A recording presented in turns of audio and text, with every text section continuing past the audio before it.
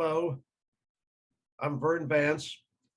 I've been teaching various courses at Encore Learning and elsewhere since 2010. In the fall semester at Encourse, I'm offering a course in The Poet on Stage, Contemporary Verse Drama. Since the beginning of Western theater in ancient Greece, playwrights used poetry to write their plays. They used poetry because the characters depicted were mostly gods, heroes, kings, queens, and such people, of course, did not speak in prose, but only appropriately spoke in poetry. This tradition continued for hundreds of years. Shakespeare wrote his plays in poetry, so did Marlowe, so did Ben Jonson.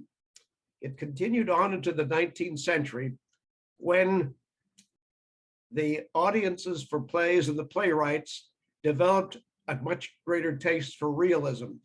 Plays that showed everyday ordinary people rather than kings, queens, and gods. And they felt that ordinary people did not speak in poetry.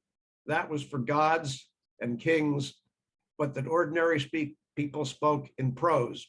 So prose became the dominant way of writing dramas on into the 20th century. But a few people, playwrights and some poets, still felt that poetry was an appropriate vehicle for expressing even the speech of ordinary people, and that poetry offered a special flavor for heightened emotional moments. So several of them over the course of the 20th century wrote some very interesting verse plays. In this course, we will look at 5 of those plays: Maxwell Anderson's prize-winning Winterset, T.S. Eliot's The Cocktail Party, Christopher Fry's The Lady's Not for Birding, Archibald MacLeish's J.B., and William Alfred's Hogan's Goat. These plays range from drama to comedy.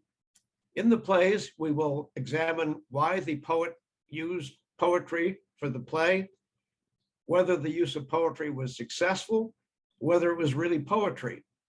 The plays examine such matters as social justice, God's involvement in human affairs, and the complications of marriage and other relationships.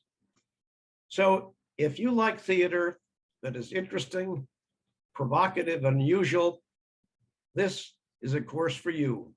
We hope you will join us this fall for my course on The Poet on Stage.